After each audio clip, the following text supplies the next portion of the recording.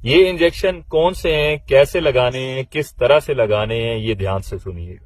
जिस बकरे या बकरी को मोशन है, आप उसे 2 सीसी पहले इनक्योर 10 गर्दन की एक साइड पे लगाएंगे। उसके बाद ट्राइवर्सन गर्दन की दूसरी तरफ 2 सीसी लगा देंगे।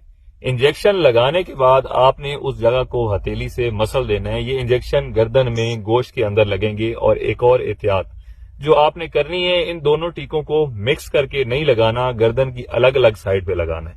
और अगर आप समझते हैं कि मोशन मुकम्मल ठीक नहीं हुए तो 24 घंटे के बाद आप इन्हें दोबारा रिपीट कर सकते हैं। 3 दिन तक आप इस तरह से दे सकते हैं। होपफुली इंशाल्लाह पहली दफा में ही आपके जानवर ठीक हो जाएंगे।